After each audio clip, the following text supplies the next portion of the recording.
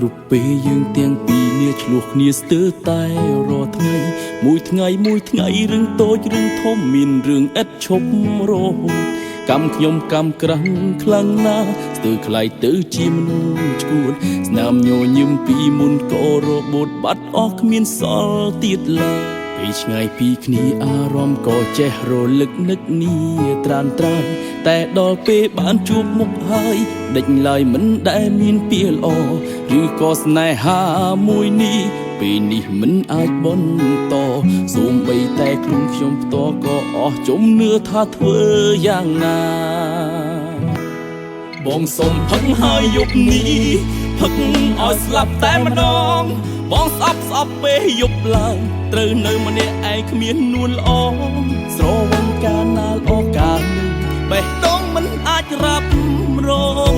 ស្រវឹងមួយលានដងក៏បងនៅតែនឹករូបអូនហើយល្បីឈឺចាប់យ៉ាងនេះផឹកឲ្យស្លាប់យប់នេះលោកនេះគ្មានអ្វីពិសេសសម្រាប់ឲ្យខ្ញុំគិតទៀតផងរឿងរ៉ាវកន្លងចាំងដល់ចប់បេះដូងនៃបងពិតជាមិនអាចបំភ្លេចអូនបានទេពេលនេះយប់នេះផឹកឲ្យស្លាប់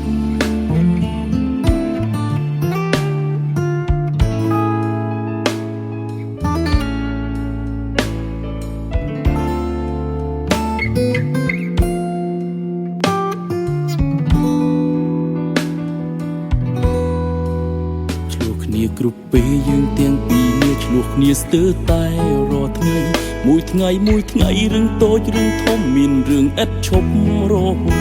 កម្មខ្ញុំកម្មក្រាំងខ្លាំងណាស់ស្ទើរខ្លាយទៅជាមនុស្សឈួតស្នាមញញឹមពីមុនក៏របូតបាត់អស់គ្មានសល់ទៀតឡើយពីឆ្ងាយពីគ្នាអារម្មណ៍ក៏ចេះរលឹកនឹកនេះត្រានត្រៃតែដល់ពេលបានជួបមុខហើយដេចឡើយមិនដែលមានពាក្យល្អឬក៏ស្នេហាមួយនេះពេលនេះមិនអាចបន្តសូម្បីតែខ្លួនខ្ញុំផ្ទាល់ក៏អស់ជំនឿថាធ្វើយ៉ាងណាបងសុំផឹកហើយយប់នេះផឹកឲ្យស្លាប់តែម្ដងបងស្អប់ពេលយប់ឡើងត្រូវនៅម្នាក់ឯងគ្មាននួនល្អស្រវឹងកាលណាល្អកាលនេះបេះដូងមិនអាចរ៉ាប់រងស្រវឹងមួយលានដងក៏បងនៅតែនឹករូបអូនហើយល្បីឈឺចាប់យ៉ាងនេះផឹកឲ្យស្លាប់យប់នេះលោកនេះគ្មានអ្វីពិសេសសម្រាប់ឲ្យខ្ញុំគិតទៀតផងរឿងរ៉ាវកន្លងចាំងដល់ចប់បេះដូងនៃបង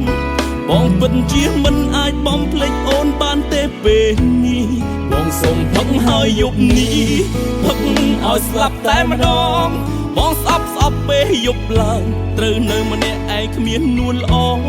ស្រវឹងកាលណាល្អកាលនេះបេះដូងមិនអាចរ៉ាប់រង